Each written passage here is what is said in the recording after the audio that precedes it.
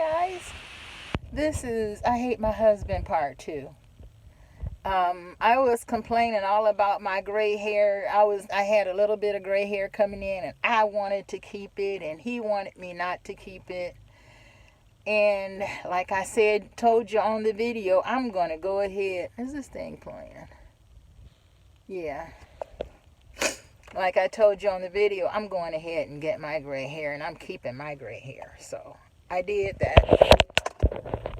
And I have, at first, when I first did it, he didn't like it. And I think he's getting used to it. And it helped that his daughter said, oh, I like that. So that, he holds her opinion in high value. So anyway, I got new reasons to hate my husband now. But you know what? You can find also reasons to love them.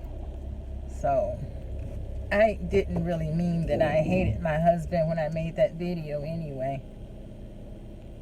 So,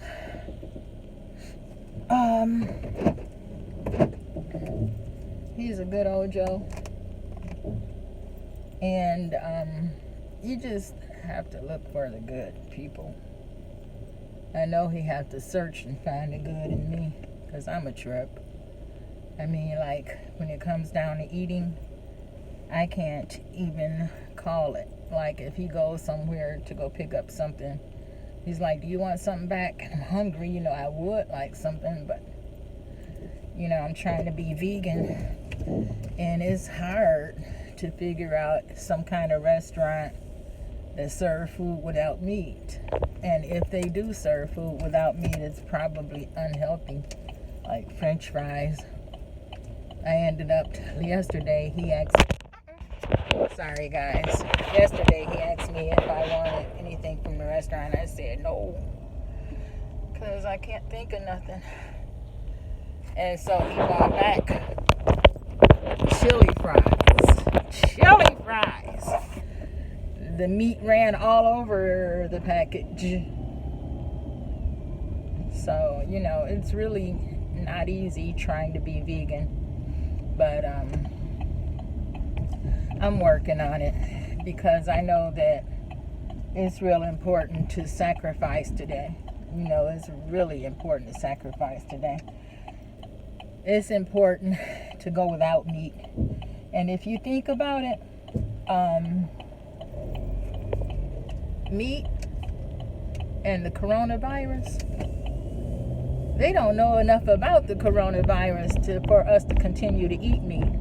Just like the Minister of Wellness, Nathaniel Jordan, said. People who have the coronavirus are working in these meat factories and crap. So we really got to be careful with what we eat, and we need to bring our vitamins up. Make sure you get your nutrients every day. They say especially your vitamin C. And I don't believe in taking shots. These flu shots and all that mess. I don't want nothing you got.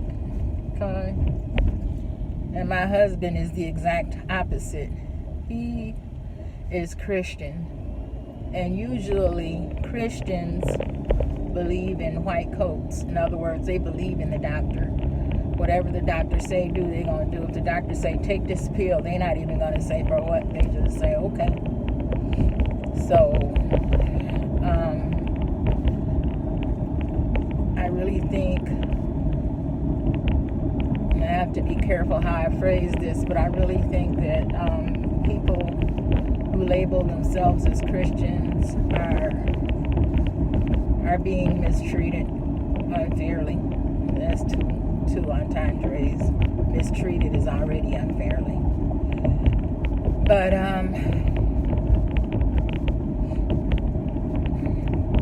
there seems to be thought that people who,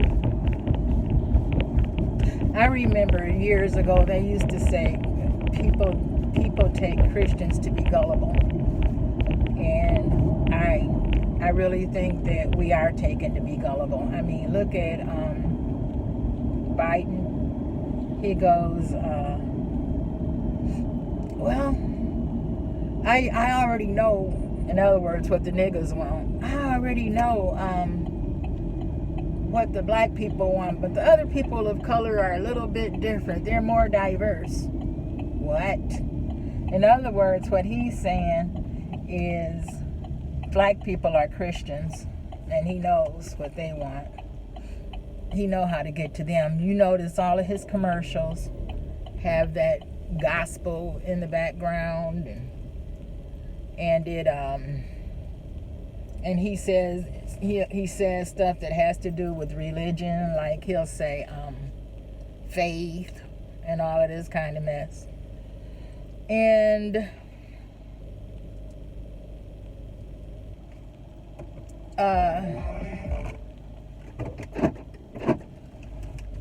people just take us for granted, like we're a monolith.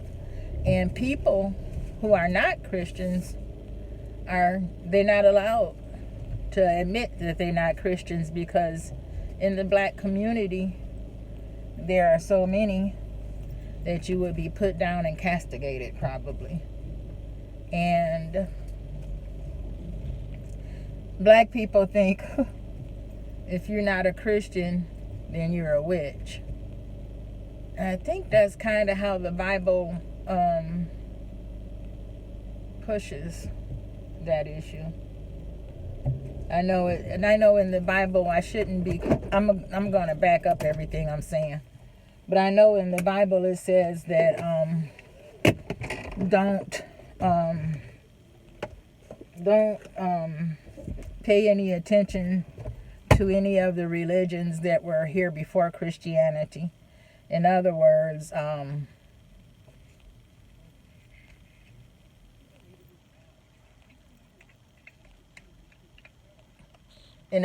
the religion, or we didn't have religion, but the